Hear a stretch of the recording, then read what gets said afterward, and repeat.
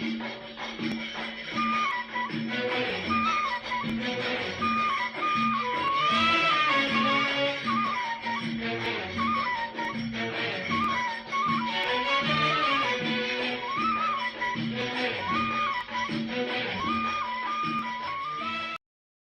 عليكم ورحمة الله وبركاته، وأهلا بيكم معايا في درس جديد من دروس تعليم الكروشيه من وي.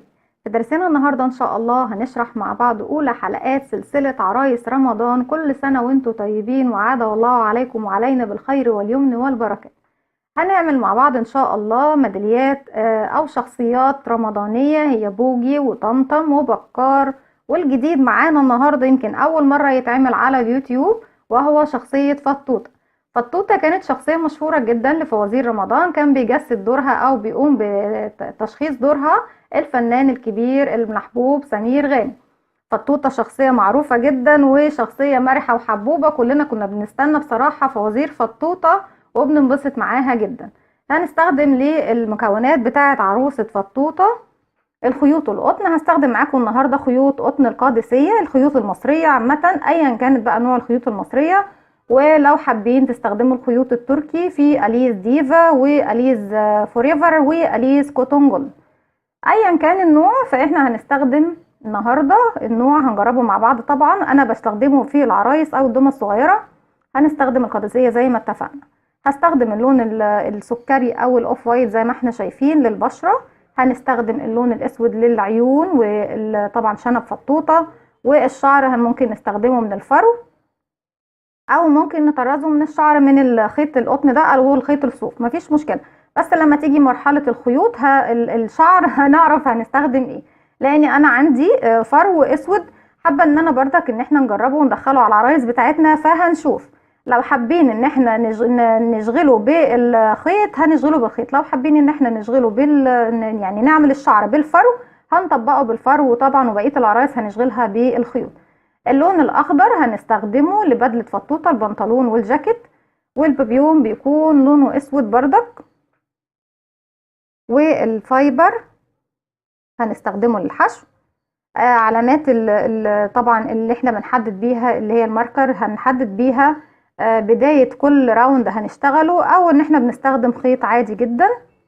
هنستخدم سلك الكهرباء اللي احنا شايفينه دوت، بيكون بيثبت لنا طبعا العروسة بتاعتنا وبيخلي حركتها احنا ممكن نتحكم في حركتها وبتكون شبه الحاجة الحقيقية. هنستخدم المقص. الابر اللي هنستخدمها انا هستخدم ابرة رقم 1.4 ملم. انا شايفة ان الخيط اللي معايا النهاردة هو ده الخيط، طبعا بيكون 50، البقرة بتكون 50 ملي. وزي ما احنا شايفين الابرة 1.4 ملم يدوب مع سمك الخيط دوت. لو هستخدم أليز ديفا او أليز فوريفر هستخدم الابرة رقم 1 ملم، وممكن مع ده كمان نستخدم ال1 ملم، بس هتكون صعبة عليكم شوية في الشغل. بس اللي حابب يعمل العروسة اصغر من الحجم اللي احنا هنعمله مع بعض النهاردة هنستخدم الابرة رقم 1 ملم. هنبدأ نقول بسم الله. اول حاجة نبدأ نعملها مع بعض هي الرأس. نبدأ نكتب، حتى ممكن تكتبوا ورايا الباترون مفيش مشكلة، يعني انتوا طبقوا معايا وفي نفس الوقت بردك اكتبوا الباترون، لان ممكن تطبقوا بيه اي عروسة تانية. هنبدأ نعمل دايرة سحرية على ايدينا. اسيب مسافة من الخيط والف الخيط على ايديا بالشكل دوت، اعمل حرف الاكس والف صباعي الناحية التانية.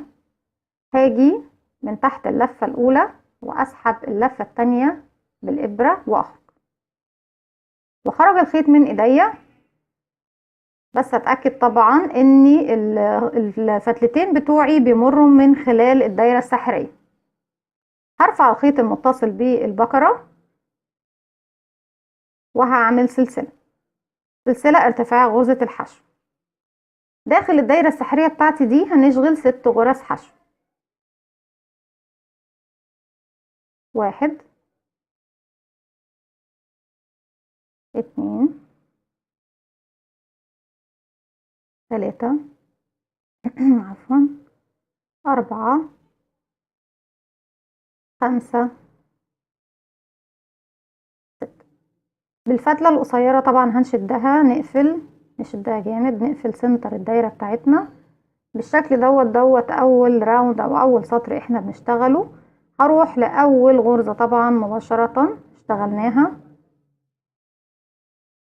وهبدأ أعمل تزايد. يعني أول راوند معايا نكتب رقم واحد، السطر رقم واحد كان معايا 6 غرز حشو. ما بعملش أي مسافات وما بقفلش طبعا بمنزلقة، أنا هشتغل داير داير على طول بدون ما أفصل. هشتغل أول غرزة، هنعمل تزايد، هشتغل فوق كل غرزة من الغرز الستة مرتين. يعني بدل ما انا معايا 6 غرز حشو، المفروض يكون معايا في نهاية الراوند اللي جاي دوت 12 غرزة حشو. دي اول غرزة بشتغلها. وعلشان اعرف المكان بتاعي هحط الماركر يا اما نستخدم الماركر ده او نستخدم يعني لون خيط تاني مختلف. انا طبعا اشتغلت اول غرزة عندي وهحط الماركر بتاعي. بحط الماركر عشان اعرف المكان اللي انا طبعا قفلت فيه شغلي. يمكن في الالوان اللي فاتحه زي اللون اللي معايا دوت سهل ان احنا نحدد المكان البدايه بتاع كل راوند، لكن احنا لو بنشتغل بالاسود او البراون او اي لون من الالوان الجراي الغامق، اي لون غامق طبعا والكحلي، هيبقى صعب جدا ان احنا ناخد بالنا او نشوف مكان الغرزه بتاعتنا. طيب دي اول غرزه احنا اشتغلناها اهي، واحد. هشتغل فوقيها كمان واحده علشان يبقى معانا فوق كل غرزه 2 حشو كده. دي 1 2 3 في نفس المكان، تاني واحدة 4، واللي جاي رقم 3 هنشتغل فوقيها 2 5 6، اللي بعدها رقم 4 هنشتغل فوقيها 2 عفوا 7 8، اللي بعدها 5 9 10، واللي بعدها رقم 6 وهي آخر غرزة معانا في الراوند دوت. دي رقم 6 اهي كده 11 12.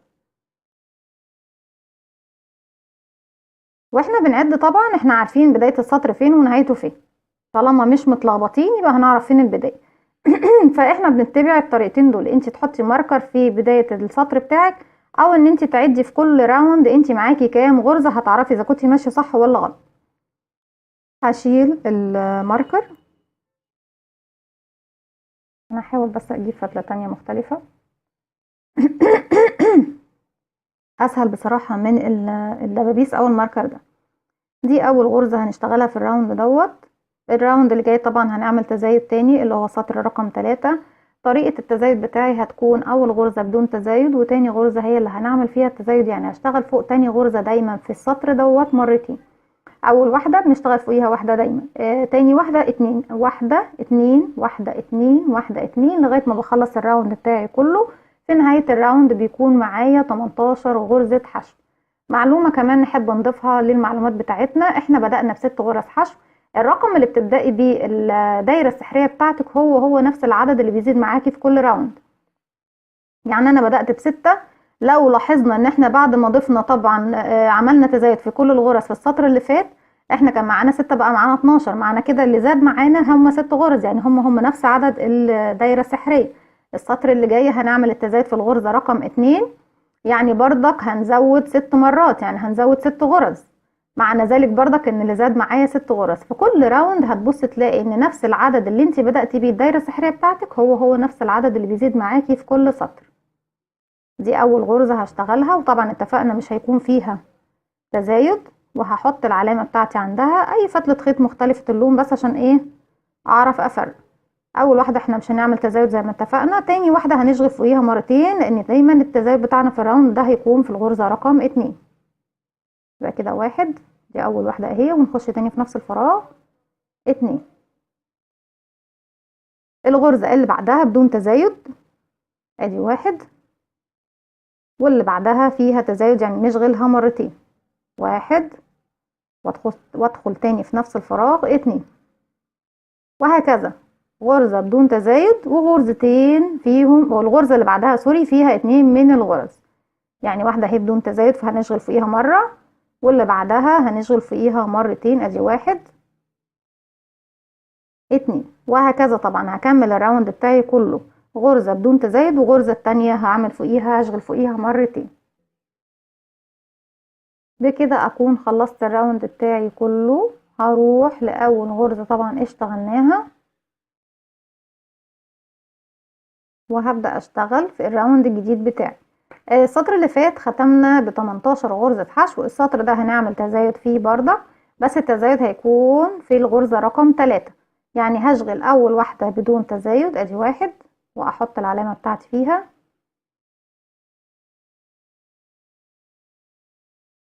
واللي بعدها بدون تزايد،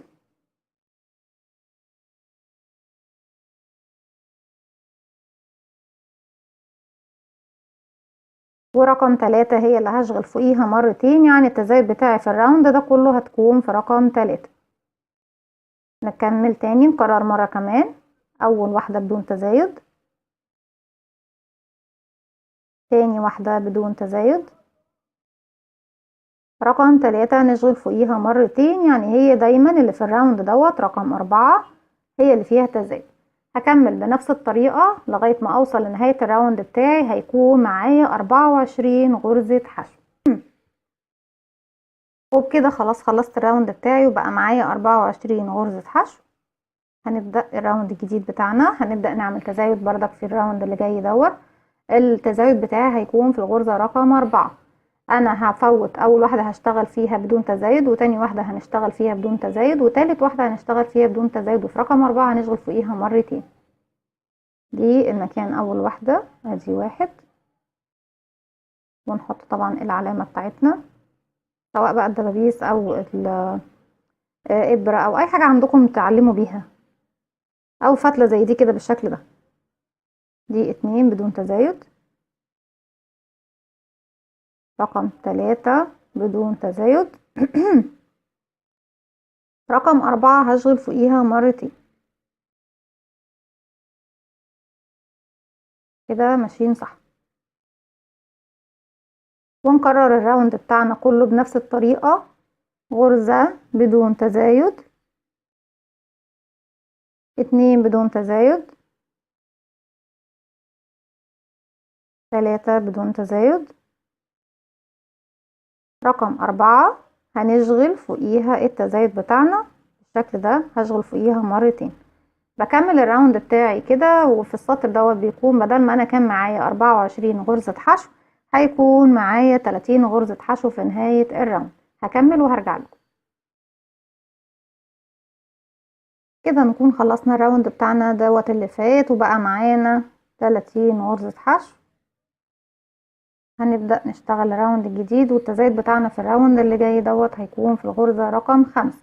يعني هشغل اول غرزة بدون تزايد، نحط العلامة بتاعتنا، وتاني غرزة كمان بدون تزايد، ورقم 3 بدون تزايد، و4 كمان بدون تزايد، رقم 5 هشغل فوقيها مرتين.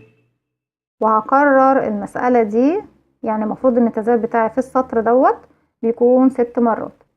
هكرر كمان، يعني احنا عملنا كده مرة، فاضل لنا 5 مرات نعمل فيهم التزايد في الغرزة دايما رقم 5. بشغل اول واحدة بدون تزايد، تاني واحدة بدون تزايد، تالت واحدة بدون تزايد، رابع واحدة بدون تزايد، رقم 5 هي اللي هنشغل فيها التزايد.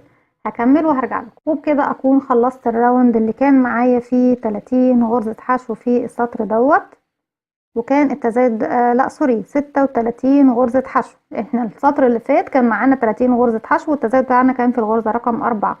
السطر اللي فات ده اللي هو طبعا اللي قبل ده كان في الغرزة رقم 4. السطر اللي فات كان التزايد بتاعنا في الغرزة رقم 5، بقى معايا 36 غرزة حشو. السطر اللي جاي دوت وهو اخر سطر هنعمل فيه تزايد، هيكون التزايد بتاعي في الغرزة رقم 6. يعني بشغل اول واحدة بدون تزايد، تاني واحدة بدون تزايد، تالت واحدة بدون تزايد، رابع واحدة بدون تزايد، خامس واحدة بدون تزايد، رقم 6 اللي هشغل فوقيها مرتين. في نهاية الراوند هيكون معايا 42 غرزة حشو بالشكل دوت. دي اول غرزة عندي اهي، نبدأ نشغل فوقيها ادي 1،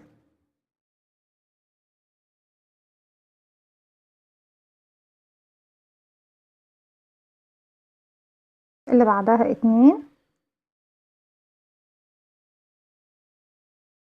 3 4 5. اتفقنا في رقم 6 هنعمل التزايد بتاعنا في الراوند ده كله، بنشتغل فوقيها مرتين. هكرر بقى الراوند بتاعي كله بنفس الطريقة، هنشتغل 5 غرز بدون تزايد، وفي رقم 6 هعمل التزايد. في نهاية الراوند يكون معانا 42 غرزة حشو. هكمل وهرجع لكم. وبكده نكون خلصنا الراوند اللي التزايد بتاعي فيه كان في الغرزة رقم 6، وبقى معايا 42 غرزة حشو. الدور اللي جاي وكمان التسع الأدوار اللي بعده، يعني لمسافة 10 أدوار هنشتغل بدون تزايد. يعني أنا هشتغل بنفس العدد دوت. احنا كده دي أول غرزة بالنسبة لي اهي، نشتغلها ونحط العلامة. هشتغل 10 سطور بدون تزايد، يعني هشتغل 10 سطور بطريقة ثابتة او بعدد ثابت اللي هو 42 غرزة حشو. مش هعمل اي تزايد في الفترة اللي جاية. 42 غرزة حشو لمسافة 10 سطور وهرجع لكم. يعني بشتغل فوق كل غرزة حشو واحدة بس. وطبعا لما بوصل لنهاية السطر بشيل الماركر بتاعي واشتغل العلامة، وبعد كده احط الماركر بعد اول علامة بنشتغلها. هكمل 10 سطور وهرجع لكم. رجعت لكم تاني، وبعد ما اشتغلنا 10 سطور زي ما احنا شايفين، وبقى بدأ يبان معانا شكل الراس او الوش بتاعنا زي ما احنا شايفين اهو. والخيوط على فكرة ممتازة جدا وحلوة وخامتها جميل. اشتغلنا 10 سطور بعدد 42 غرزة حشو. اخر سطر كان عندنا عملنا فيه التزايد، كان التزايد بتاعي في الغرزة رقم 6. معنى كده ان انا هبدأ اشتغل بشكل عكسي. بعد ما كنت بعمل التزايد في غرزة رقم 6، دلوقتي هعمل التناقص، هبدأها من الغرزة رقم 6. يعني انا لما ابدأ التناقص بتاعي هشتغل 5 غرز بدون تناقص، وفي الغرزة رقم 6 و7 هشغلهم مع بعض وهاخدهم تناقص. هنشوف. طبعا المكان ده اول مكان عندي، ادي اول غرزة، ادي 1 وهحط الماركر بتاعي.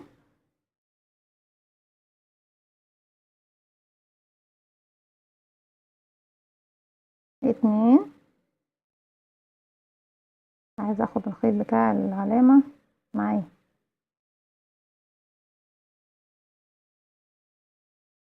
3 4 5 بدون تناقص. وفي رقم 6 ورقم 7 هنشغل فيهم التناقص بتاعنا. بس حابة اجي بزاوية تبان معاكم.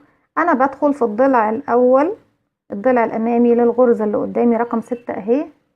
انا عندي حرف الفي زي ما احنا شايفين، ده كده حرف الفي اهو، عشان الشغل صغير مش باين. حرف الفي. حرف الفي بيكون الضلع الامامي اللي في وشي ده على طول، والضلع الخلفي اللي هو بيكون بعيد عن وشي. انا عايزه اجي في زاويه بس تكون باينه ليكم. انا مش هشتغل في الضلع الخلفي اللي بعيد عن وشي، وهاخد الضلع الامامي لاول غرزه بالشكل ده اهو، والضلع الامامي لتاني غرزه.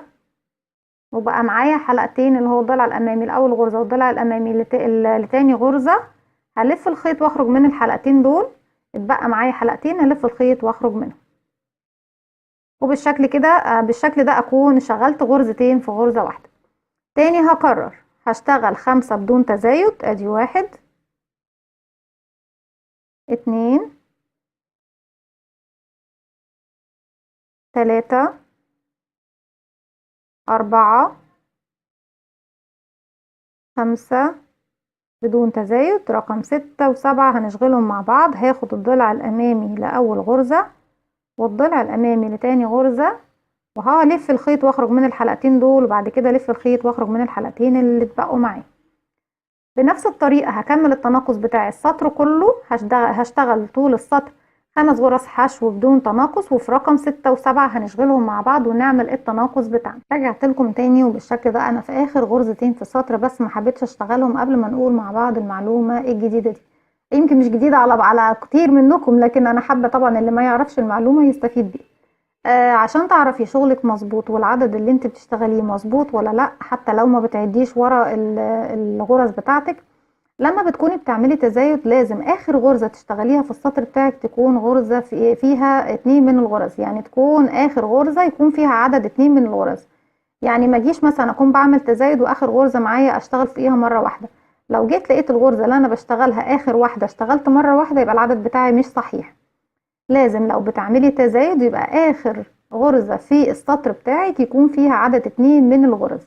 اما لو بتعملي تناقص فهي نفس النتيجة. لو انا بعمل تناقص لازم اخر غرزتين مع بعض يكون هما اللي فيهم التناقص. يعني انا لو جيت لقيت ان الغرزة اللي بشتغل فيها هي بشتغل فوقيها مرة واحدة وما فيهاش تناقص، او غرزة واحدة بس اللي هي هشتغلها، يبقى العدد بتاعي مش صحيح.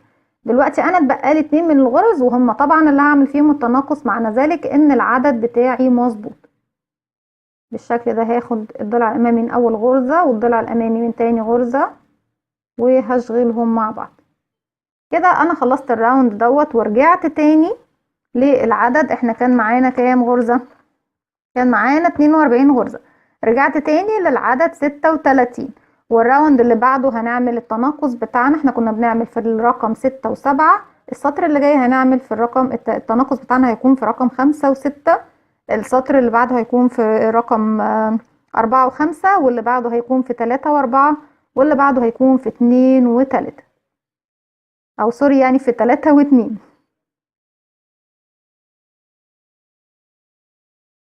لحد ما نوصل يكون معانا 12 غرزة حشو في السطر بتاعنا.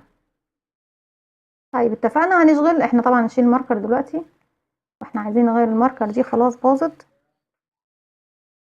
هنشغل اول غرزة. التناقص بتاعنا في الراوند ده زي ما اتفقنا هيكون في الغرزة رقم 5 و6. دي اول واحدة بدون تناقص، يعني هنشتغل 4 غرز بدون تناقص وفي 5 و6 نعمل التناقص. كده 2 3 4، واتفقنا رقم 5 و6 هما اللي هنعمل فيهم التناقص. وبكمل الراوند بتاعي كله بنفس الطريقة. وزي ما اتفقنا احنا كان معانا 36 غرزة، هيبقى معانا 36 غرزة حشو في السطر اللي فات. السطر اللي جاي هيكون معايا اللي احنا بنشتغله ده طبعا هيكون معانا 30 غرزة حشو. والسطر اللي بعده هنعمل تناقص في الغرزة رقم 4 و5 هيكون معايا 24 غرزة حشو. السطر اللي بعده هيكون معايا التناقص في الغرزة رقم 3 و4 هيكون معايا 18 غرزة حشو. السطر اللي بعده هو اخر سطر في التناقص، هنشتغل التناقص في الغرزة رقم 2 ورقم 3، يكون معايا في نهاية الراوند 12 غرزة حشو. هكمل لغاية ما اوصل للعدد 12 غرزة حشو وهرجع لكم. رجعت لكم تاني وبالشكل ده اكون خلصت الراوند بتاعي ووصلت للسطر اللي العدد فيه معايا 12 غرزة حشو زي ما احنا شايفين. وكمان حشيت الراس بتاعتي بالفايبر. هسيب مسافة من الخيط بالشكل ده وهقفل بغرزة منزلقة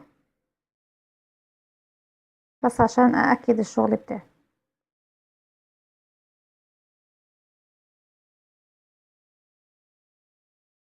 وبعد كده هعمل سلسلة واشد الخيط بتاعي كده علشان امتن الخيط بتاعي ما يفكش تاني.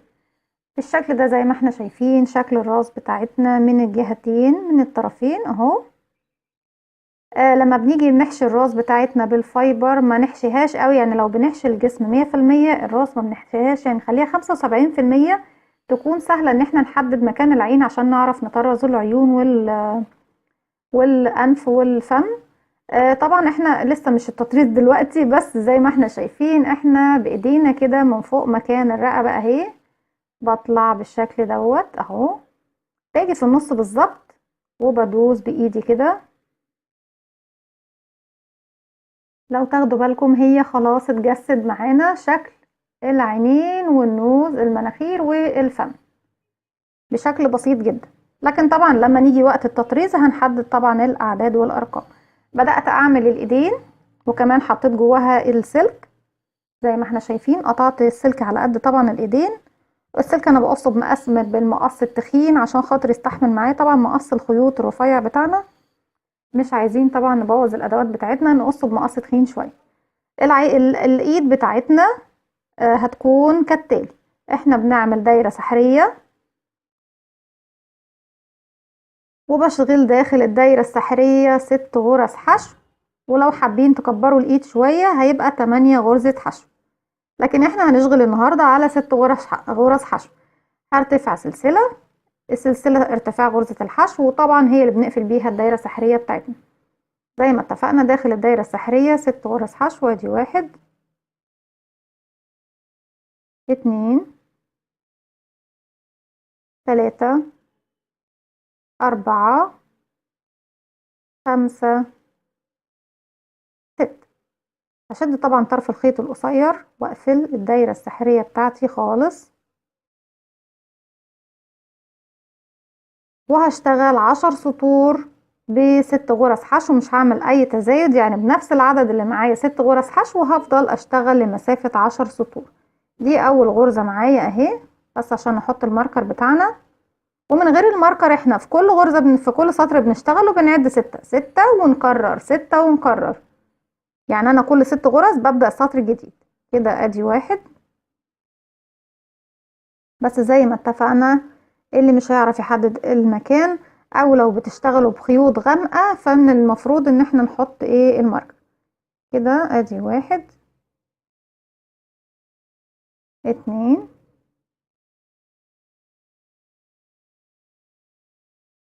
طبعا نشد المركز كويس 3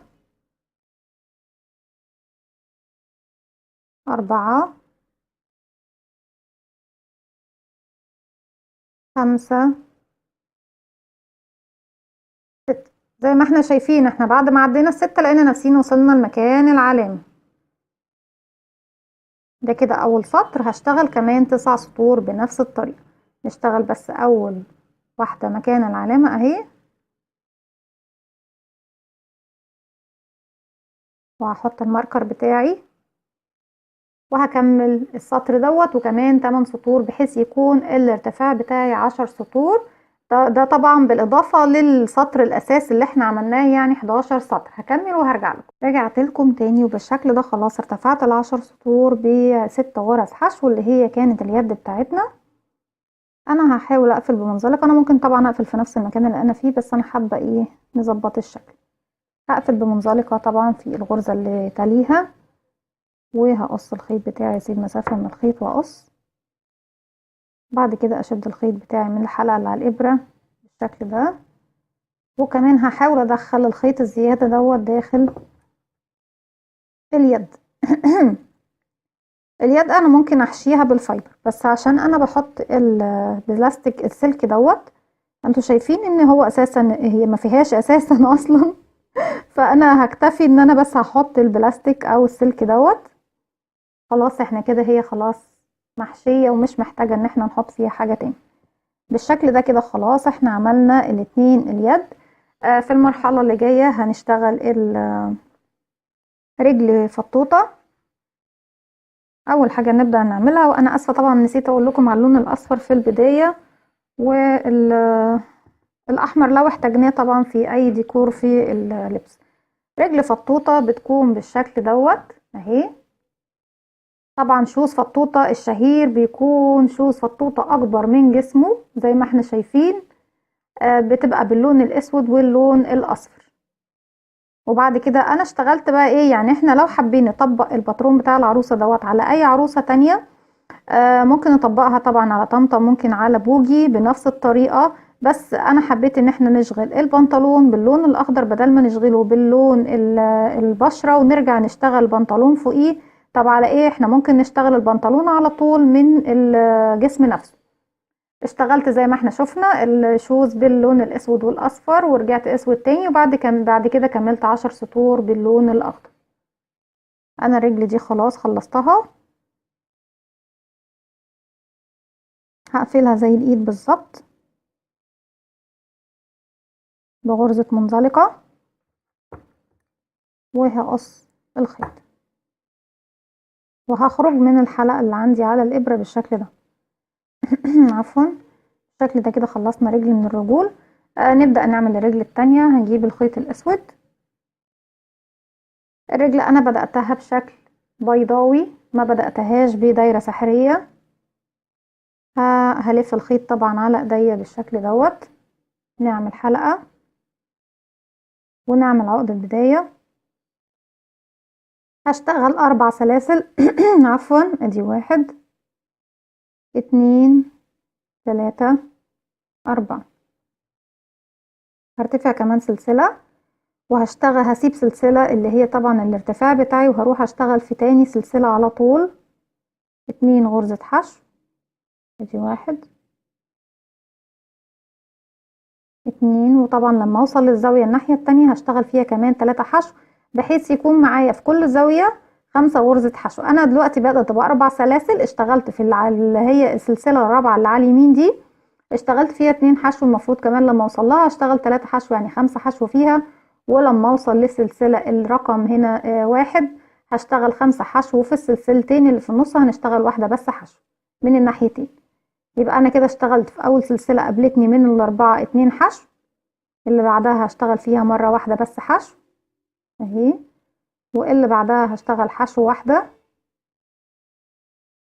اللي بعدها اللي هي تعتبر اول غرزة عندي او اول سلسلة عندي هشتغل فيها 5 حشو، ادي 1 2 3 4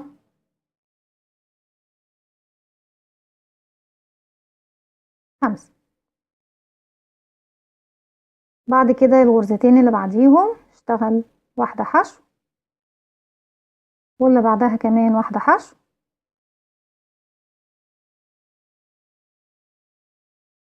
اتمنى طبعا يكون باين، بس هو اللون الاسود يا جماعة عفوا يعني اعذروني مش باين اصلا. بعد كده وصلنا للزاوية التانية، هنشتغل تاني 3 حشو زي ما اتفقنا، ادي 1 2 3. وهقفل طبعا بمنزلقة في اول غرزة انا ارتفعتها. بقى الشكل دوت بالشكل ده بقى معايا 14 غرزة حشو زي ما احنا شايفين. انا مفيش اتجاه بس حب يعني عارفة اجيب الاضاءة تكون واضحة بالنسبة لكم، لا كده اكتر. بعد كده همشي بمنزلقة لغاية ما اوصل للغرزتين اللي احنا ما بنشتغلش فوقيهم، اللي هما مش في الزاوية. همشي ادي 1 2، وده المكان اللي انا هشتغل فيه اول راوند. اول راوند انا هشتغله بدون تزايد ولا تناقص، يعني بنفس العدد اللي معي كده، ادي 1 2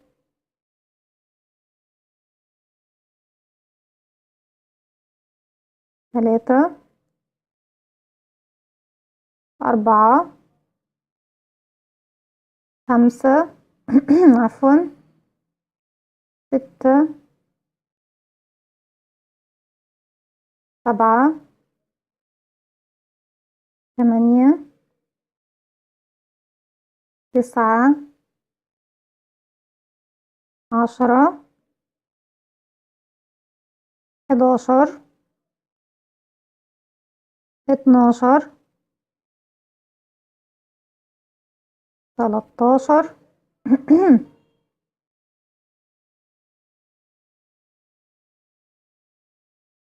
14. دي اخر غرزة معايا اهي في السطر ده. طيب هبدأ اضيف اللون الاصفر. انا دلوقتي معايا اخر حلقتين من اخر غرزة، مش هخرج منهم قبل ما اضيف اللون الجديد.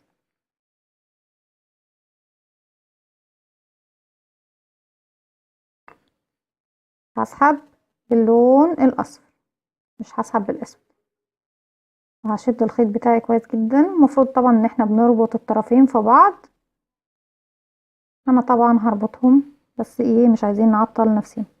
وهروح اقفل بمنزلقة في اول غرزة انا ارتفعتها في السطر بتاعي ده.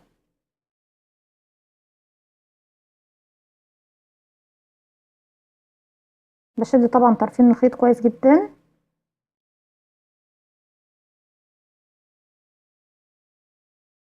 وهجيب طبعا الاصفر بتاعي في ظهر الشغل. هرتفع سلسلة وهروح في نفس المكان اللي انا واقفة فيه، وهشتغل 1 حشو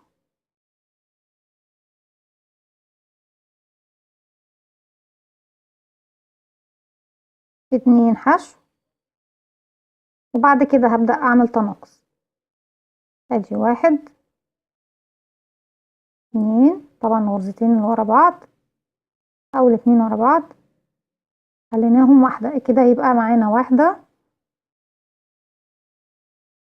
كده، 1 2 3، والاتنين اللي وراهم هنعمل فيهم بردك تناقص كده 4،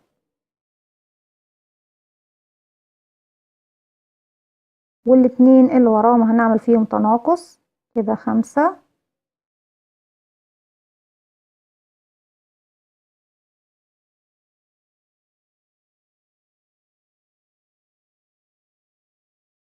واللي بعدهم 6،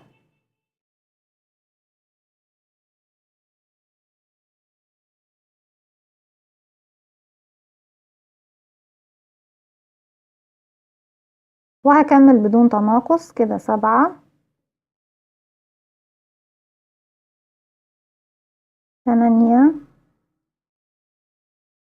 9 10. كده وصلت لان يكون معايا 10 غرزة حشو زي ما احنا شايفين اهي. خلاص مش محتاجة الاصفر تاني، المفروض بس رقم 10 هرجع تاني، لاني مش مفروض اسحب باللون الاصفر، هسحب باللون الاسود بالشكل ده، وهقفل بمنزلقة في اول سلسلة انا ارتفعتها. كده معانا 10 حشو، انا المفروض يكون معايا 6 حشو علشان ابدأ اطلع بالشكل دوت من 10 ل6. يعني عايزة اشيل غرزتين، هعمل تناقص في 4 غرز، في يعني هعمل تناقص في غرزتين، يعني هشتغل بالشكل اللي فيه تناقص مع 4 غرز. هنشوف ازاي.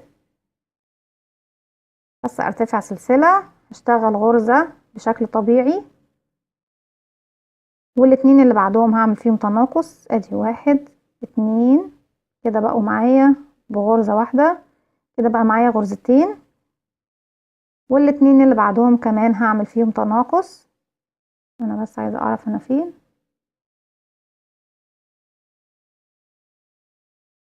كده دي ودي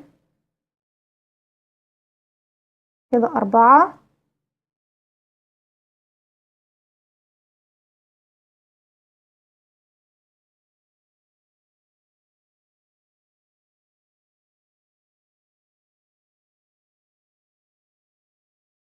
واللي بعدها كده احنا خدنا ال4 غرز دول مع بعض. كمان احنا كده معانا كام غرزة؟ ادي 1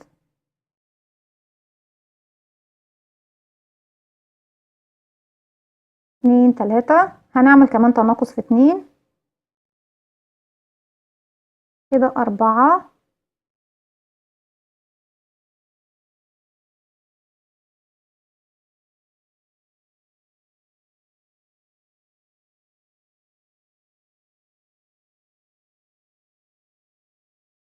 كده ما بقاش معايا غير غرزتين. خلاص هوقف التناقص لغاية كده. يعني احنا عملنا التناقص كده في 6 غرز، يعني اخدنا كل 2 مع بعض في 3، يعني عملنا 3 تناقص 3 مرات. 6 غرز مع بعض عملنا التناقص، يعني خدناهم ال6 غرز خليناهم 3 غرز بس بالشكل دوت. خلاص المفروض ان انا اقفل بمنزلقة، بس خلاص انا ايه لازم ارجع للون بقى ايه الاخضر.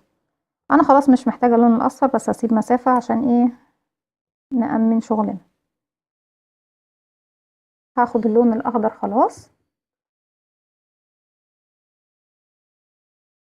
اسيب مسافة من الخيط طبعا، واسحب الحلقة بتاعتي من الحلقتين الموجودين على الابرة،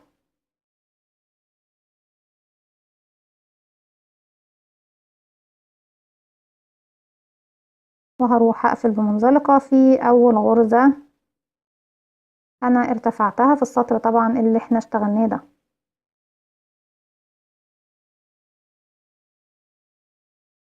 بالشكل ده خلاص شكل الشوز باينة. هرتفع بقى سلسلة، وهشتغل 6 غرز حشو على ال6 غرز حشو الموجودين عندي. ادي 1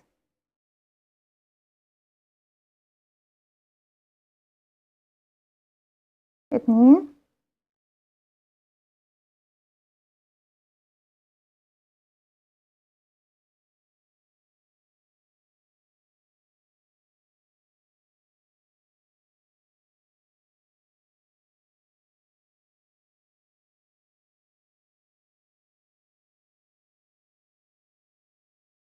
3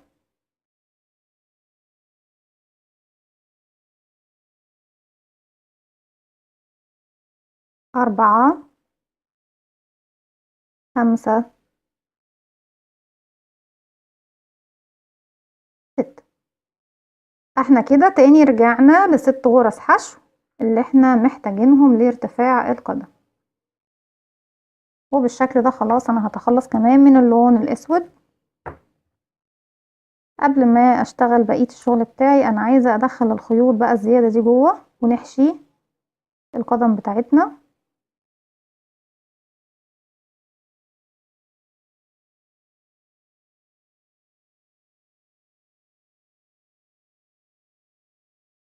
هنجيب جزء من الفايبر، وطبعا زي ما انتم شايفين هي مجرد حاجات يعني ما فيش لا تذكر.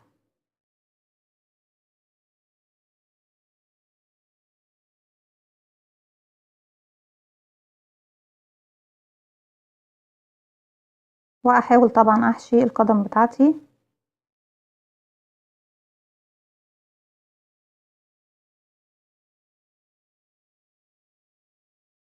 بالشكل ده. بعد كده هبدأ اشتغل خلاص بشكل مستمر. انا مش محتاجة خلاص دلوقتي دي الاسود ولا الاصفر. ميرسي جدا ليكم، نركنهم شوية دلوقتي. انا بشتغل حاليا في اللون الاخضر. هكمل بقى بشكل حلزوني. هنبدأ نشتغل كده 1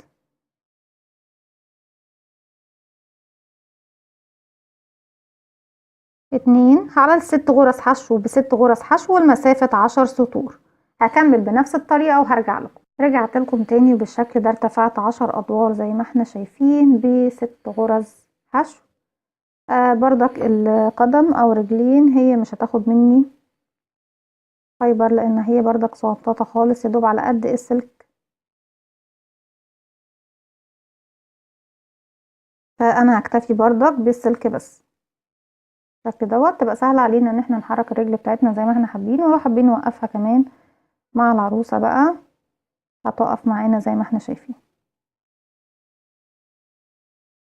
في المرحلة اللي جاية هنبدأ نشبك الرجلين ونبدأ نعمل الجسم بتاعنا. لسه بردك انا مستمرة باللون الاخضر. هشتغل على ست غرز حشو اللي قصادي ست غرز حشو كمان. يبقى هنبدأ نشتغل اول رجل هنشتغل عليها ست غرز حشو، وادي 1 2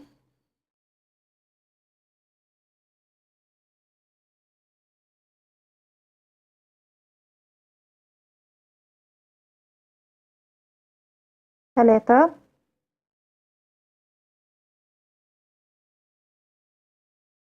4 5 عفوا 6. بعد الست غرز حشو هشتغل ايه؟ هشتغل 4 سلسلة. 1 2 3 4. هجيب الرجل التانية وهبدأ من المكان دوت عشان يكون في الوش المقابل للرجل التانية بتاعتي، نفس المكان اللي المفروض انا ختمت فيه في الرجل التانية. وهشتغل بردك 6 غرزة حشو. ادي 1 2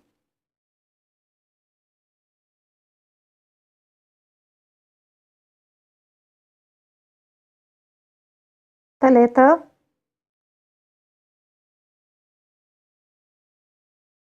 4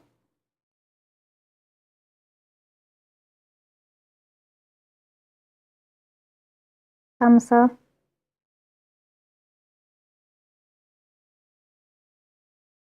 6.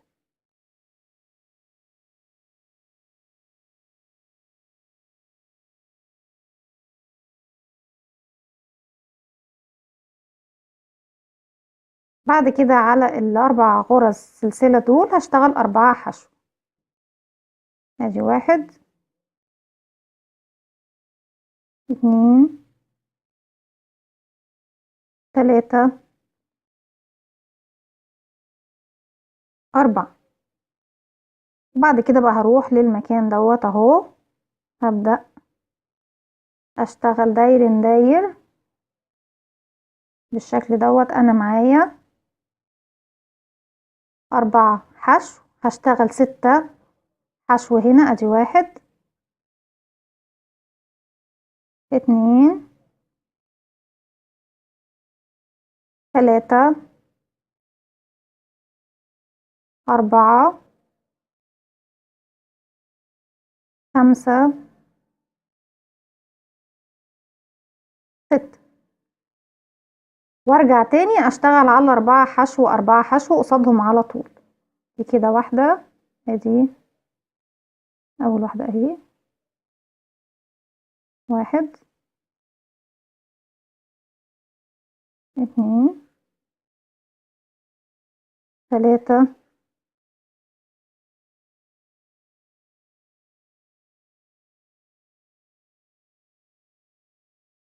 4 اهي 4. وهرجع تاني الف بردك بنفس الطريقة بقى 6 غرز حشو الناحية التانية كده. دي اول واحدة.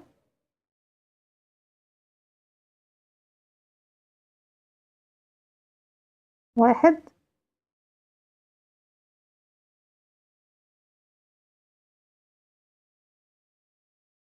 2 3 4 5 6. وارجع امشي تاني زي ما احنا شايفين. احنا كده معانا 20 غرزة حشو. انا بس ايه عايزة اسحب الخيط اللي هو كان طرف الخيط عشان بيعمل لي مشاكل كده.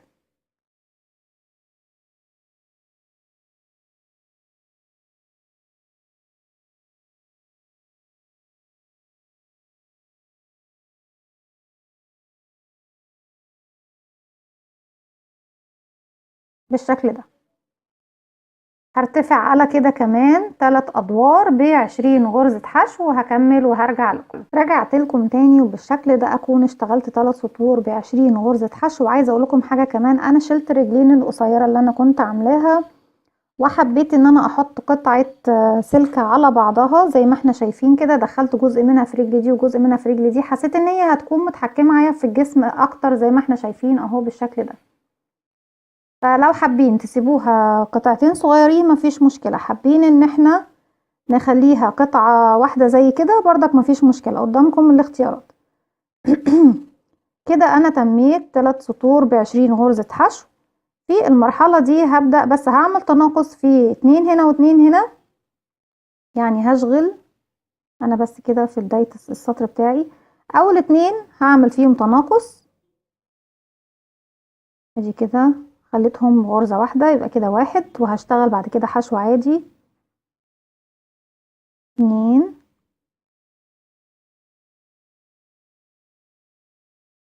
3 4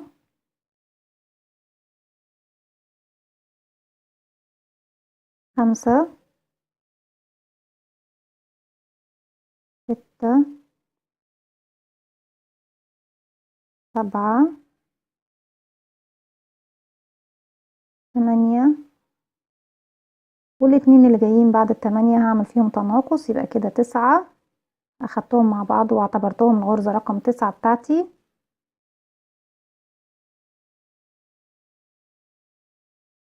واللي بعدها 10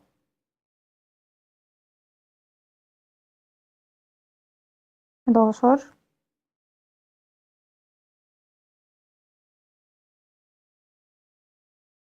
12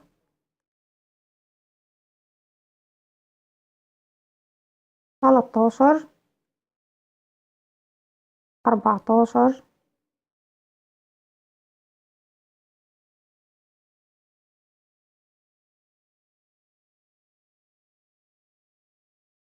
15 16 17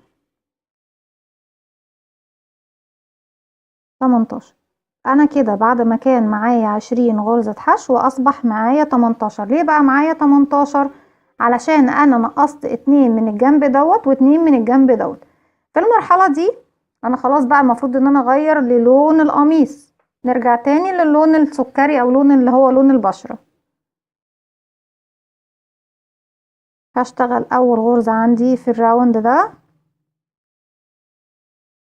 اهي دي رقم 1. طبعا هلف الخيط بالاخضر واخرج بالحلقتين دول، بقى هسحب اللون السكري بالشكل ده. المرحلة دي هقص الخيط الاخضر، خلاص مش عايزاه، وهربط طرفين خلاص الخيط. طالما انا قصيت الخيط التاني هربط طرفين الخيط مع بعض. طبعا انا ما ثبتش فلازم اخد بالي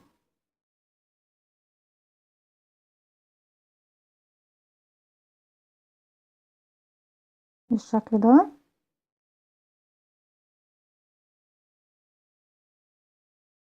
وهربط الطرفين القصيرين مع بعض.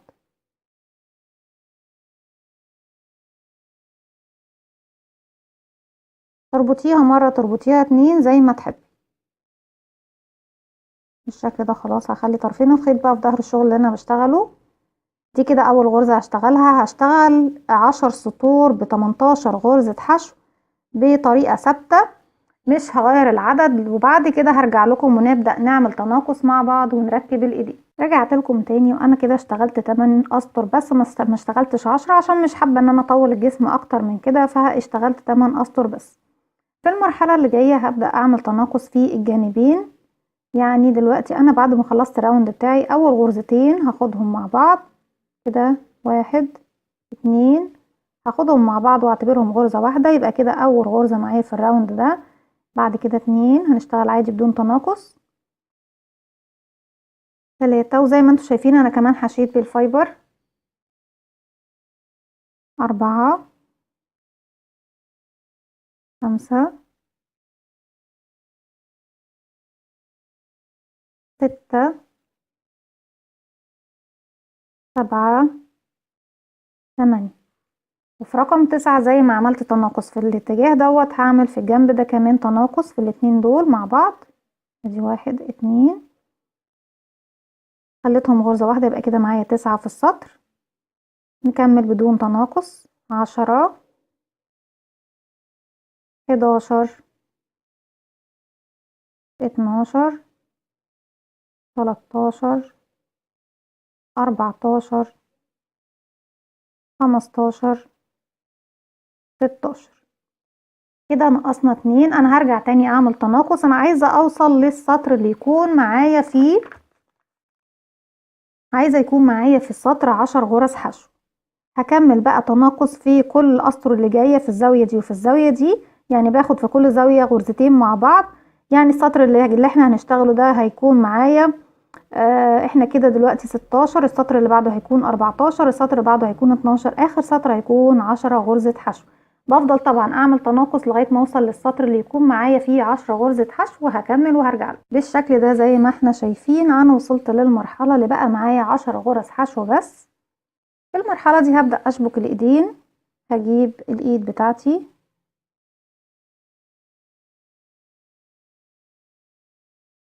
هدخل في اي غرزة حشو قصادي من الايد، وهدخل كمان في اول غرزة حشو عندي في الجسم، واسحب الخيط واشغل غرزة حشو تاني. هاخد غرزة حشو كمان، يبقى باخد 2 من الايد مع 2 من الجسم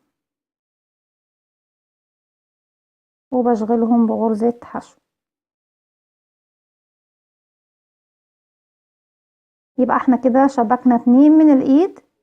هكمل بقى امشي 1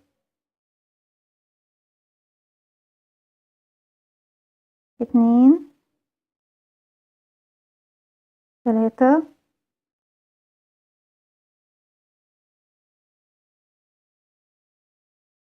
في المكان دوت في الوش كده. هاخد الايد التانية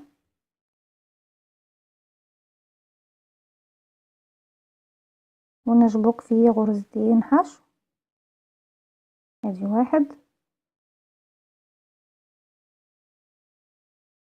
واللي بعدها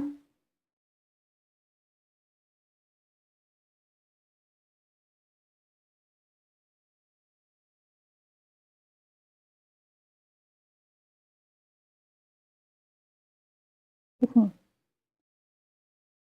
بالشكل دوت شبكت الايدين بتوعي وهكمل حشو عادي خالص. بقى كده خدنا 2 و3 و2، 2 3 5 و2 6 7، كده 8 9 10. بعد كده هبدأ اشتغل على الايد، هاخد اول 2 من الايد اعمل فيهم تناقص كده. ادي واحد، في كل ايد هنعمل تناقص في غرزتين.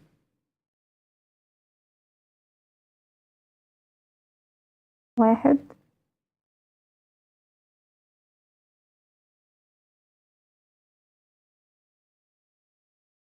وبعد كده هنشتغل 2 3 وهاخد كمان تناقص هنا 2. كده واحدة ودي واحدة اهي. 4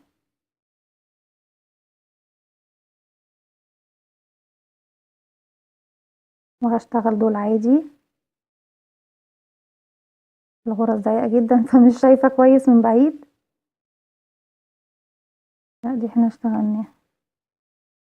5 6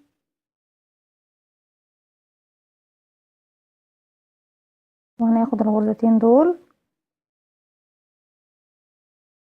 7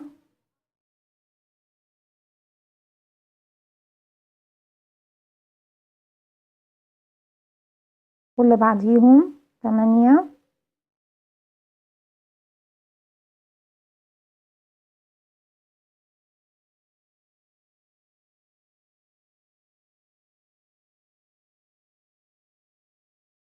وبكمل 9 10.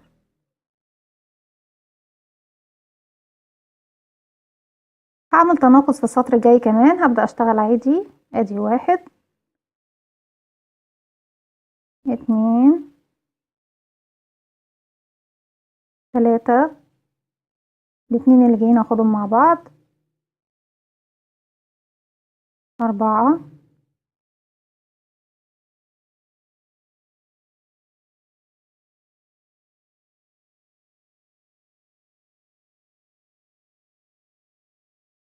5 6. طبعا قبل ما اضيق خالص المفروض ان انا احط فايبر. هحشي فايبر وارجع له. كده خلاص حشينا فايبر. المهم اخر غرزتين عندنا دلوقتي هيقابلونا هاخدهم بتناقص.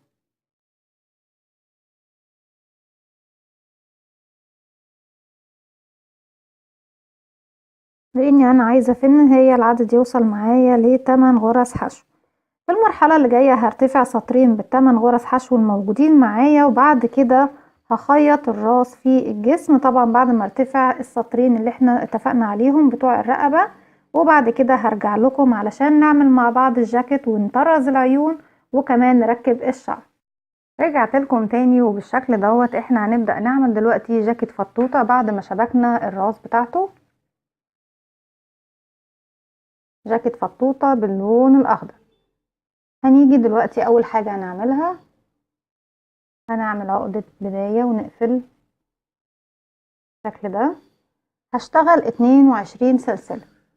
1 2 3 4 5 6 7 8 9 10 11 12 13 14 15 16 17 18 19 20 21 22 عفوا. هرتفع سلسلة ارتفاع غرزة الحشو، وهبدأ اسيب السلسلة اللي انا ارتفعتها وهروح للغرز اللي بعدها، السلاسل اللي بعدها هشتغل على 3 منهم حشو. 1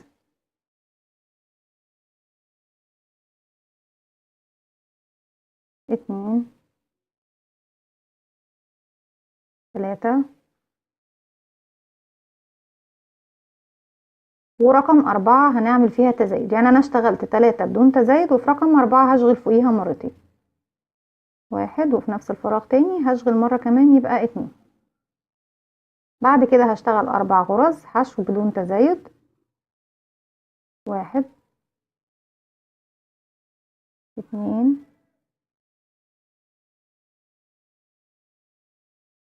3 4. بعد ال4 هنعمل تزايد.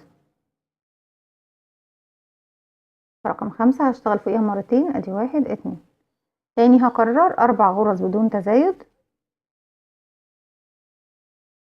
1 2 3 4. وفي رقم 5 هنشغل فوقيها مرتين، هعمل فيها تزايد، ادي 1 2. تاني هنكرر 4 ونعمل تزايد كده، 1 2 3 عفوا 4. رقم 5 هنعمل التزايد بتاعنا، 1 2. كده اتبقى معايا في النهاية 3 غرز حشو بدون تزايد. 1 2 3.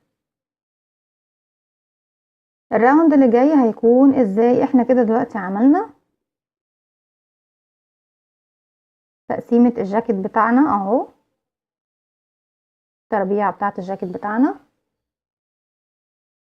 هرتفع سلسلة من نفس المكان اللي انا واقفة فيه، وهلف الشغل بتاعي عشان ارجع اشتغل تاني على نفس الغرز.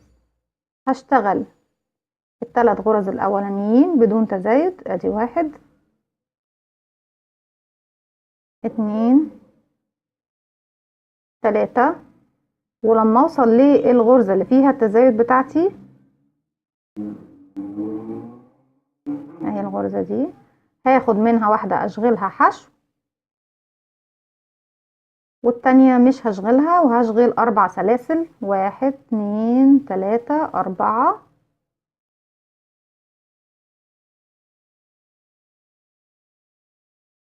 وبعد كده هروح لمكان التزايد التاني اهو، هاخد اول غرزة منه واشغل فوقيها حشو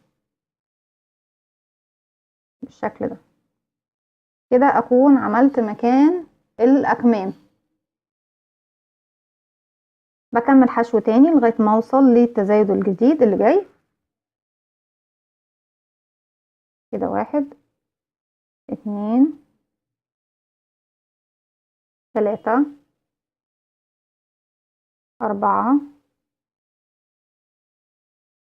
5. واللي جاية دي اول واحدة في التزايد في الزاوية دي هشغلها، وبعد كده 4 سلاسل، 1 2 3 4. وهروح لمكان التزايد التاني اهي الغرزة دي اول غرزة في التزايد، وهشغل فوقيها حشو بالشكل ده. وبعد كده هكمل الغرز بتاعتي كلها بحشو عادي خالص، 1 2 3 4. لو ناخد بالنا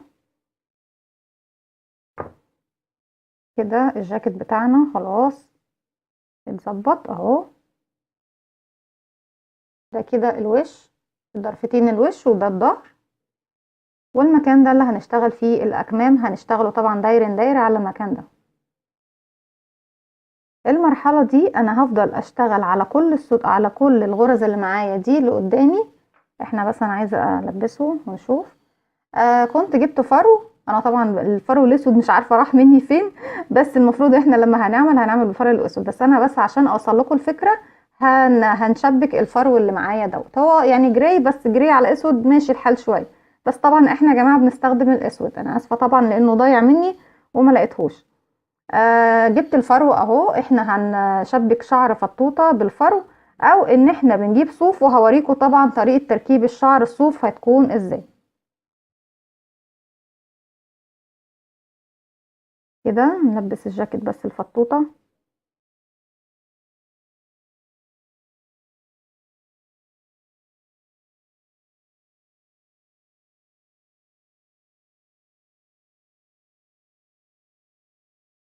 بالشكل ده اهو.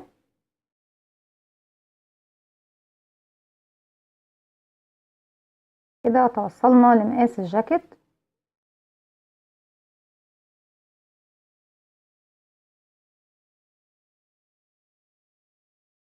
الظهر اهو والوش، وهنكمل الجاكيت بتاعنا وبعد كده نعمل البابيو. زي ما اتفقنا انا هفضل اشتغل لغاية ما اوصل للطول اللي انا حباه. همشي على كل الغرز الموجودة عندي هنا، هرتفع زي ما هنشوف دلوقتي.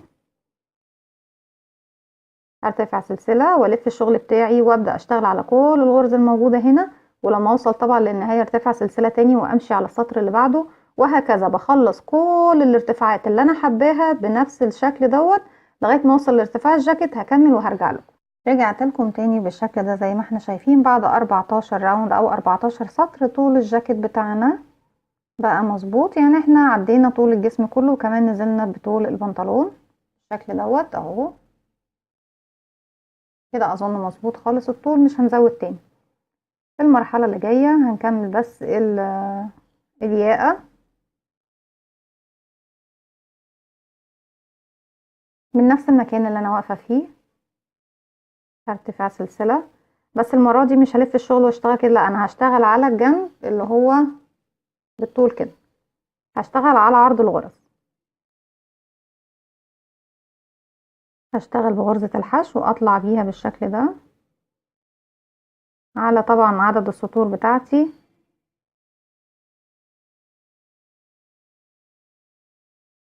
زي ما احنا شايفين بالشكل دوت.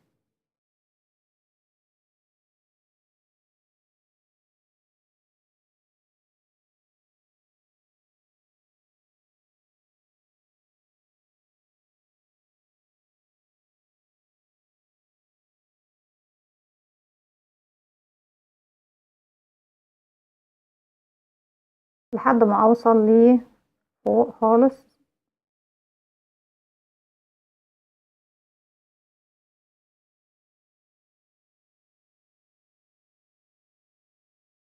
كده احنا وصلنا لأول السطر اهو. هرتفع سلسلتين، ارتفع غرزة النص عمود، وهبدأ اشتغل على كل الغرز الموجودة قصادي هنا بغرزة النص عمود.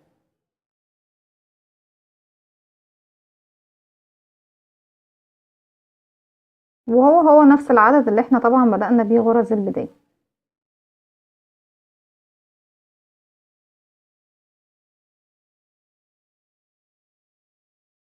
بكمل بالشكل ده لغاية ما اوصل للطرف دوت، ولما اوصل للطرف دوت انا بشتغل تاني بغرز الحشو على الجنب التاني. هكمل وهرجع لكم. رجعت لكم تاني بالشكل ده زي ما احنا شايفين، انا خلصت الياقة بتاعت فطوطة وكمان بدأت تكم من الاكمام، وهنعمل التاني دلوقتي مع بعض زي ما احنا شايفين. شكل بقى جميل جدا.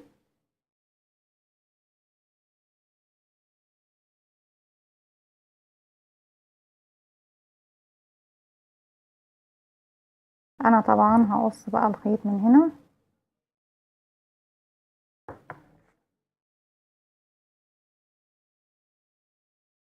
وبشده بالشكل ده،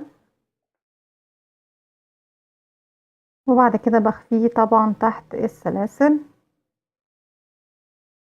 من الاتجاه ده مرة ومن الاتجاه ده مرة تحت حرف الفي كله بالشكل ده، لغاية طبعا ما بتخلص من طول الفتلة دي كلها. لكن طبعا مش هطول عليكم، وهعملها بعد كده بنفس الطريقة اللي احنا قلناها. هنعمل الكم التاني زي ما احنا شايفين. هنجيب الخيط بتاعنا، هلف حلقة على الهوا بالشكل دوت، وهاجي من تحت هنا عند اي غرزة من الغرز وهقفلها عقدة، وهسحب الخيط بتاعي كده من تحت الغرزة. هرتفع سلسلة ارتفاع غرزة الحشو، وهعتبر طبعا المكان اللي انا طلعت فيه هو اول غرزة انا اشتغلتها، وهكمل على كل الغرز اللي قصادي بغرزة الحشو. هدخل كل الفراغات اللي تقابلني بالشكل ده، واشغل غرزة حشو. وطبعا طرف الخيط القصير معايا بردك بخفيه تحت الغرز في ظهر طبعا حرف الفي، بيكون حرف الفي على الابرة، وكمان الفتلة القصيرة دي علشان ايه نتخلص منها وما تبانش معانا في الشغل.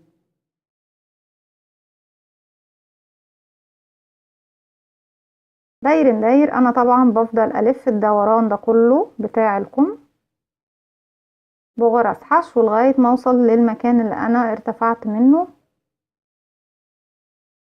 زي ما احنا شايفين دي اخر واحدة اهي.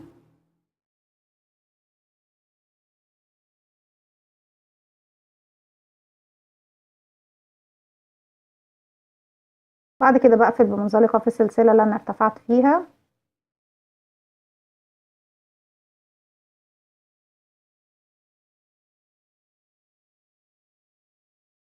وبكده اكون حددت خلاص بداية الكم. هرتفع سلسلة تاني، ومن نفس المكان طبعا هدخل اشتغل تاني غرز حشو على كل غرز الحشو الموجودة قصادي بنفس الطريقة، وبفضل ارتفع. انا ارتفعت 6 سطور. احنا بنرتفع طبعا مش لازم تكونوا ترتفعوا زي 6 سطور، ده حسب طبعا حجم العروسة ما طلع مع ايديكم او مسك ايديكم للخيط، اللي بتختلف من شخص للتاني. حتى لو استخدمتوا نفس العدد اللي احنا اتبعناه او عملناه هيختلف الحجم من ابرة من مسكة ايديكي. فانتي بتعملي لغاية ما توصلي اللي تسيبي مثلا سطرين من الايد او 3 سطور بالظبط، وتوقفي الارتفاع بتاع الايدين او الكم بتاع الجاكيت. هكمل وارجع لكم. كده نكون خلاص خلصنا جاكيت فطوطة بالشكل ده. وبنفس الطريقة يا جماعة هي ممكن تعملوا جاكيت، طبعا مش قصدي فطوطة بس، لا يعني اي عروسة او اي دمية عندنا احنا حابين نعمل لها جاكيت هنعمله بنفس الطريقة. وبنحدد طبعا عدد سلاسل البداية على اساس الحجم بتاع الرقبة بالشكل دوت زي ما احنا شايفين.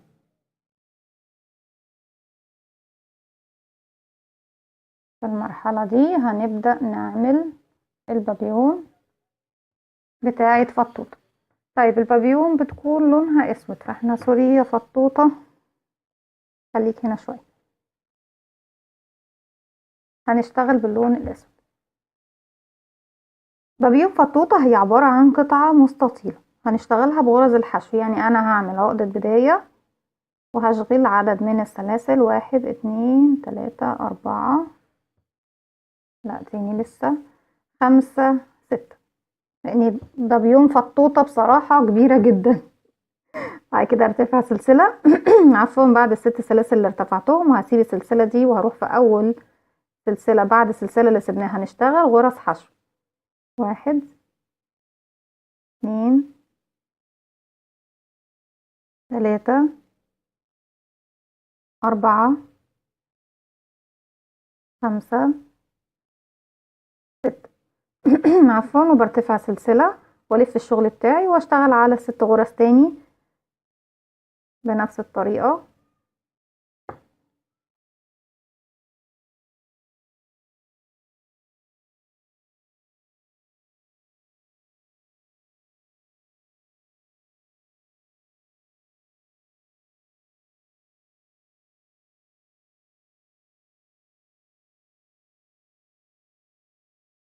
هرتفع كمان راوند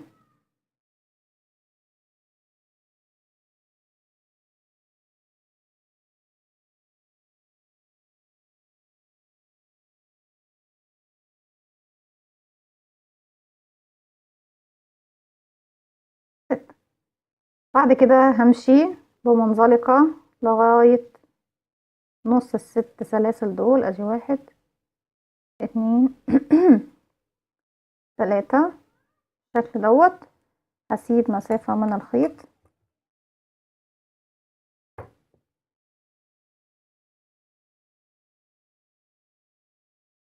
وبالشكل دوت هجيب الخيط بتاعي اللي في النص ده وهلفه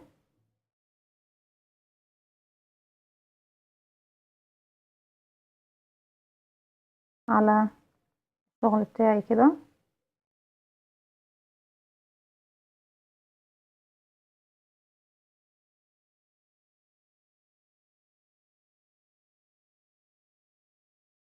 زي ما احنا شايفين اصبح معانا بابيون فطوطة. وطبعا الخيط اللي هيفيض هدخل من تحت اللف اللي احنا لفيناه ده وهسحبه بالشكل دوت. وكمان عايزة ادخل طرف الخيط اللي بدأنا بيه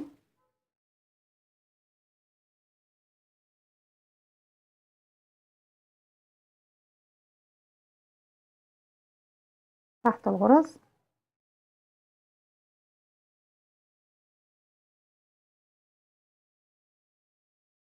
زي ما احنا شايفين كده بابيون فطوطة تمام.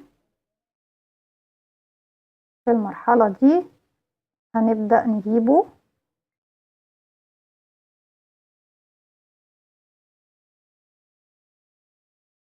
وهركبه في المنطقة دي. طبعا هنخيطه، يعني هي بتتخيط، مش يا تخيطيها يا اما تلزقيها بمسدس الشمع.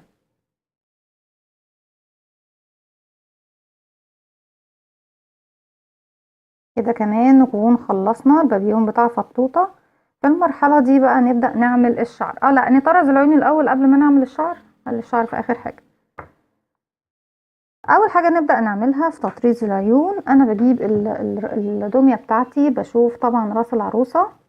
أولا زي ما اتفقنا في بداية الفيديو، طريقة تحديد مكان تطريز العيون. أنا باجي هنا بالظبط بإيدي كده، بجيب الرقبة أهي، بطلع من عند الرقبة بالظبط وبدوس طبعا في النص زي ما احنا شايفين اهو.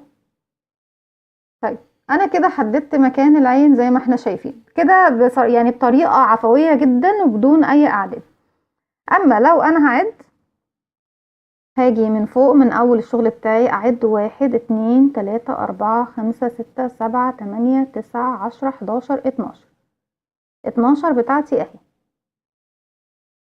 لو ناخد بالنا ان ال 12 بتاعتنا في نفس المكان، يعني يمكن بس علامة القلم مش باينة قوي اهي. ال 12 في نفس المكان اللي احنا حددناه، يبقى انا بعد 12 سطر وبنزل للمكان بتاع العين. طيب احدد بداية مكان العين ازاي؟ انا باجي من عند المكان اللي عند الرقبة هنا اهو واحط العلامة بتاعتي.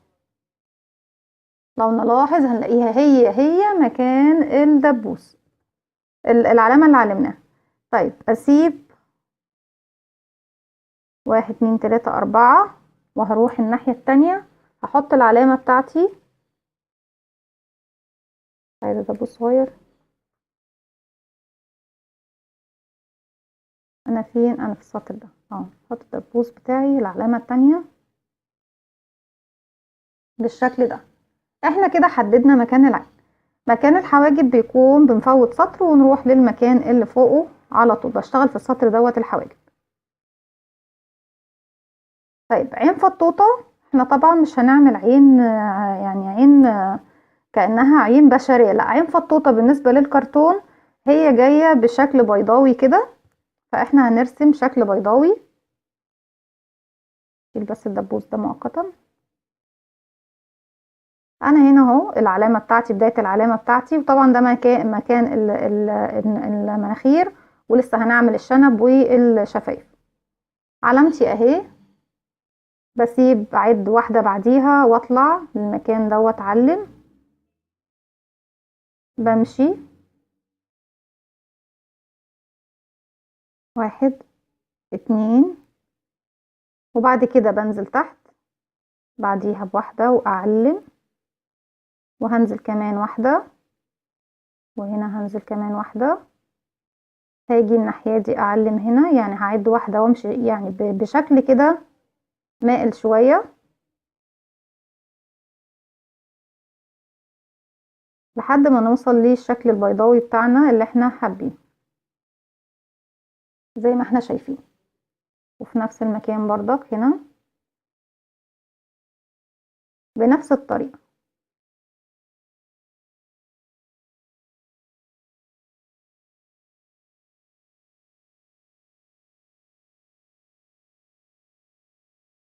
وهي عامة بصوا لو تاخدوا بالكم انا من غير ما اعد خلاص بنحدد الشكل بتاعنا بالطريقة دي. حاول بس ايه اظبط الناحية دي بس كده. هنلضم بس الابرة بتاعتنا باللون الاسود وهرجع لكم. بالطريقة دي هدخل من اي مكان من فوق في الراس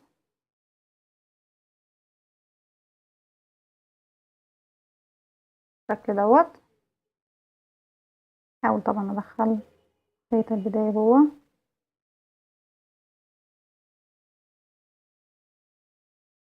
وبس كل اللي انا هعمله ان انا هبدأ احدد الشغل بتاعي ده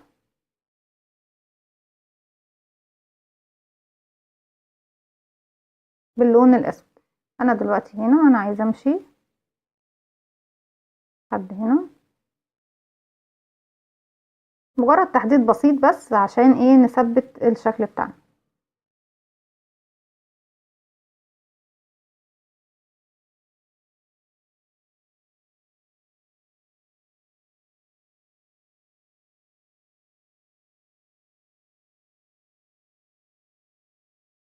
وارجع تاني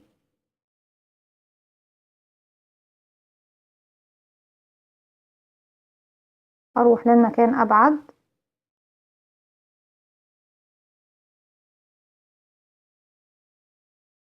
هرجع تاني هنا وهروح لمكان تاني مفروض ان انا هشغل فيه.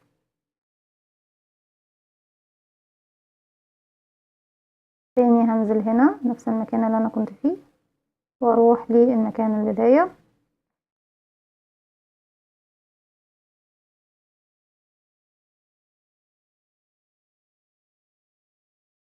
وارجع تاني هنا وبعد كده اروح للعين التانية.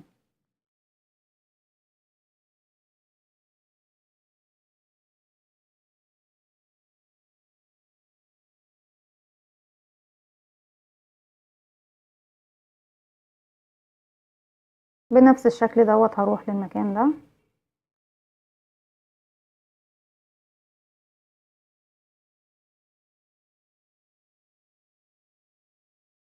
وهرجع هنا تاني وهطلع من فوق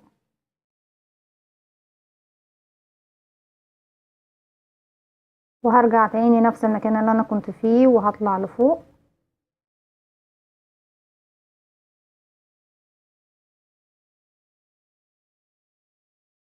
تاني. هنرجع هنا ونروح بقى هنا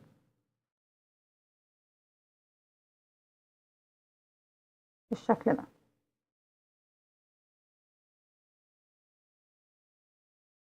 كده نكون حددنا مكان العيون. هطلع بس فوق، انا دلوقتي لسه مش محتاجة الاسود حاليا، وهلضم الخيط الابيض وهرجع لكم. كده اكون رجعت لكم تاني بعد ما هضمت الخيط الابيض بتاعي، وطبعا دخلت من نفس المكان اللي انا دخلت فيه في الراس. دخلت في البداية هنا. هنيجي بقى نشتغل بالعرض، يعني انا ما ينفعش اشتغل بالطول وبالعرض مرة واحدة. انا دلوقتي هنا هاجي هنا هدخل طبعا من تحت الخيط الاسود، ابعد شوية الخيط الاسود وبدخل للاتجاه التاني. بظلل كل المكان بتاعي باللون الابيض.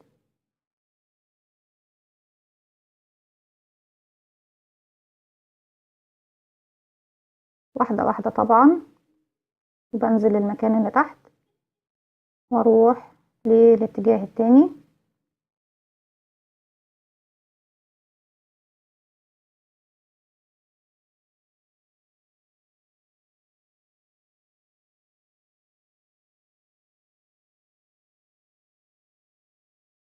وبفضل رايحة جاية رايحة جاية، بس طالما انا شغالة بالعرض هفضل شغالة بالعرض.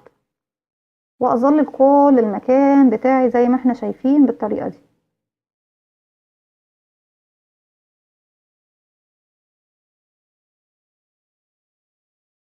لغاية ما املى كل الفراغات، ولو حسيت ان في مكان انا مثلا مش مليان شوية ارجع له تاني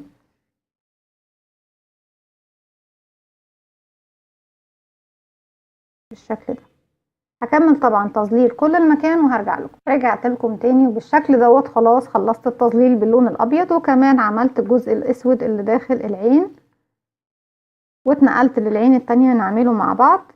في المرحلة دي احنا ممكن نحدد يا اما تخلوا النني الاسود دوت الاتنين باصين ناحية يمين او الاتنين باصين ناحية شمال، او نخليهم الاتنين قريبين من بعض. هنا انا خرجت بالخيط بتاعي من هنا، هنزل لتحت العكس بقى المرة دي، علشان طبعا ايه نحاول نظلل المكان بالاسود، واطلع فوق بالشكل ده، وهفضل في نفس المكان بتاعي ده انزل فوق تحت واطلع فوق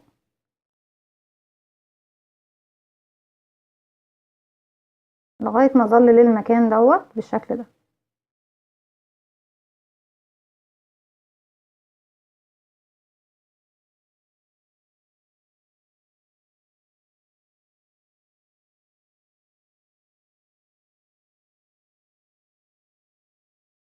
وبعد كده هاجي بس عشان بس اثبت اللون الاسود بتاعي، اعمل على الحدود بقى اهي كده، وهنزل تحت تاني،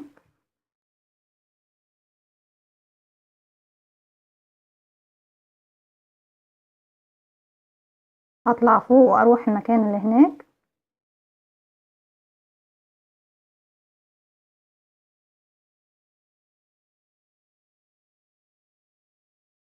وارتفع هنا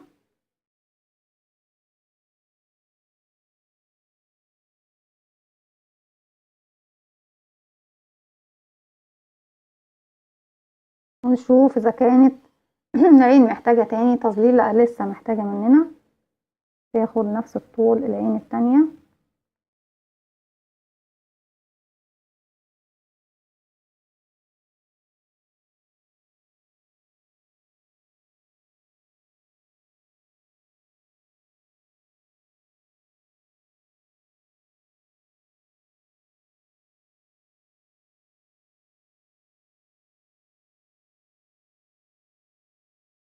انا طبعا بفضل اشتغل لغاية ما اظلل كل المكان الاسود اللي هو في بؤبؤ العين ده،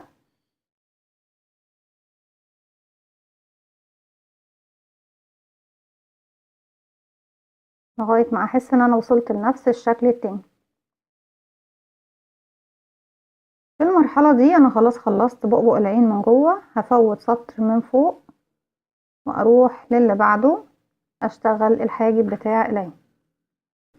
الحاجب مجرد حاجة بسيطة بس من المكان اللي احنا رحنا فيه، هننزل كده بورب شوية زي ما احنا شايفين، وهطلع تاني وهنزل كمان مرة. وكل اللي انا هعمله بعد كده ان انا بقى هتقل على الاسود اللي احنا كنا محددين بيه في البداية بالشكل ده.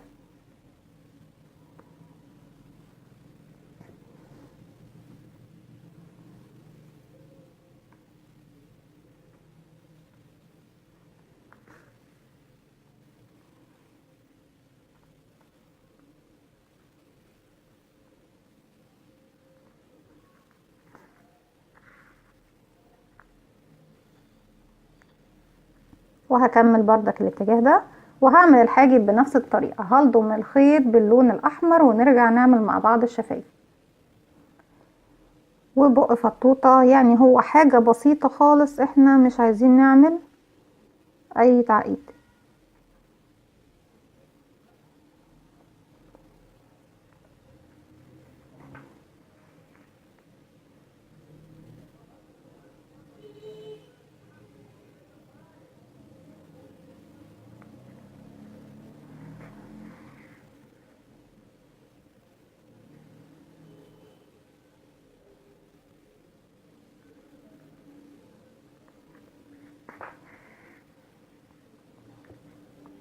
مجرد بس حاجة صغيرة كده زي ما احنا شايفين، واثبت الخيط وهرجع تاني اطلع من فوق.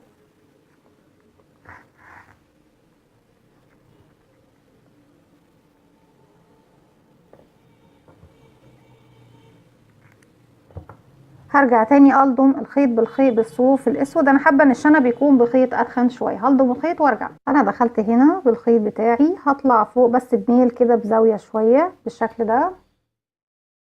هروح هنا وارجع الناحيه التانية في المكان ده. هعد 1 2 3 4 واطلع واحده واحده وما اشدش الخيط، احنا عايزينه يبقى شكله باين معانا. وهرجع تاني في المكان ده وهنزل الناحية التانية بس بميل بردك زي ما طلعنا في الناحية دي في الشنب اهو.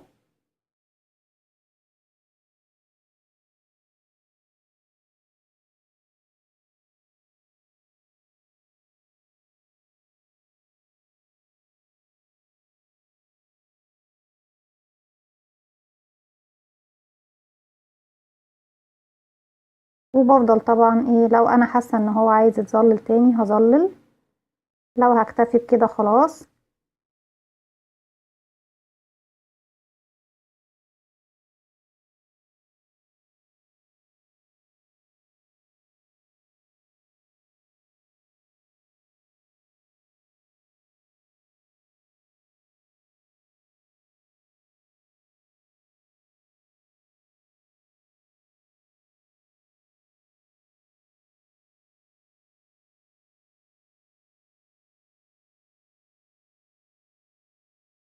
انا كل اللي حابة اوصله ان احنا نحسس ان اجيب شكل شنب بردك كبير زي البابيون، لان طبعا شنب فطوطة انتوا عارفين ان هو كان ضخم زي البابيونة بتاعته بالظبط.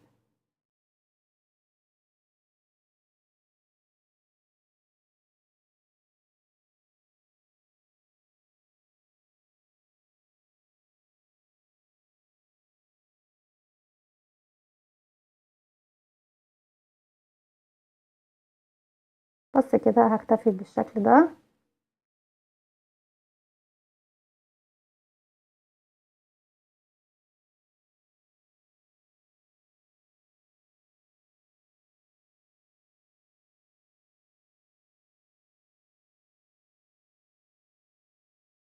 زي ما احنا شايفين بالشكل دوت اهو. وطبعا بقص الخيط بتاعي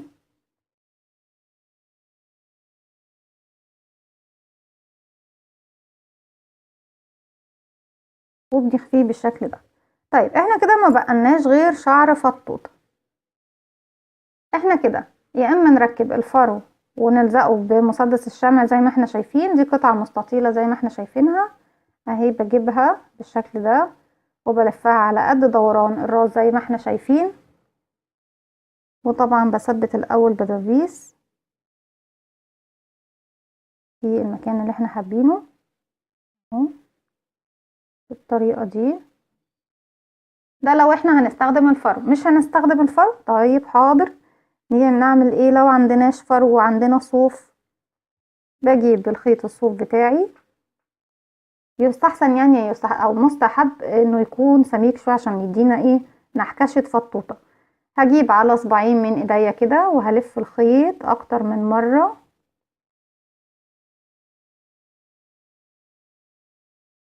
بس طبعا انا مش عايزه الف كتير لان انا مش هعمله بصراحة بالشعر، فانا هوريكم بس ايه على قد قطعتين. بلف دي طبعا الخيط على ايديا اكتر من مرة كتير بقى لغاية ما اوصل للحجم اللي انا حباه. وباجي من هنا واقص، بيطلع لي الخصل الشعر دي، بجيبها وبقسمها 2 بالشكل ده. وعند المكان المقفول باجي طبعا برسم بقى المنطقة دي كلها، بحددها اللي انا هدخل فيها الخيط. وباجي من تحت الغرزة بدخل زي ما احنا شايفين كده، بس انا عايزاها تبان قدامكم. بدخل من تحت اي غرزة هشتغل فيها بالشكل ده، وباجي عند المكان المقفول من الغرزة من الخيط بسحبه لجوه. الابرة دي صنطوطة بسحب الخيط بتاعي لجوه بالشكل ده، وبعد كده بمسك طرفين الخيط الفهم على الابرة واخرج بيهم من الفراغ بتاعي ده بالشكل ده. بحط بقى بظلل المكان كله، كل الغرز اللي هتقابلني بالشكل ده من ورا لقدام بالخيط، وبعد كده بسرحه باي فرشة او باي مشط او باي حاجة، بخلي الخصل دي تفك طبعا عن بعضها بالشكل دوت. وبعد كده لو عندك طبعا مكوة شعر تعمليها، ما عندكيش مكوة شعر خلاص مش مشكلة، بالفرشة بس كده. وبعد كده بتقصقصي طبعا بعد ما تنحكشيه خالص بقى وتملي المكان ده كله من ورا ومن قدام، تظللي كل المكان ده بالطريقة دي. هتقصيه خلاص وتوصلي للطول اللي انت حباه لشعر فطوط. بس زي ما اتفقنا انا النهاردة مش حابة ان انا اعمله بالطريقة دي، حاسة ان شكل الفرو بصراحة احلى واقيم، فانا هعمله بالفرو. انا شايفة ان بصراحة شكل الفرو معاه ممتاز جدا.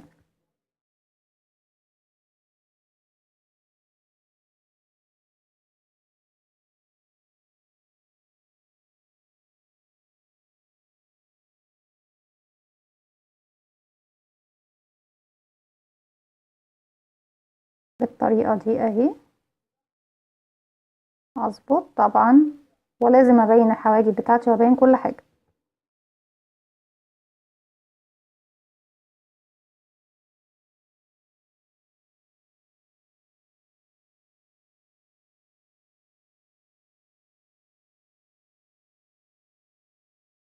بالشكل ده، ومن ورا طبعا بضمهم على بعض كده، وبلزق بالمسدس الشمع بتاعي بضم كل ده على بعضه، او بخيط بالابرة الطريقة اللي انتوا حابين تثبتوا بيها شعر فطوطة او الفرو اللي هو بتاع شعر فطوطة بتثبته. دي كانت حلقة النهاردة واول العرايس معانا لشهر رمضان المبارك. اتمنى يا رب كل سنة وانتوا طيبين ان هي تنول اعجابكم.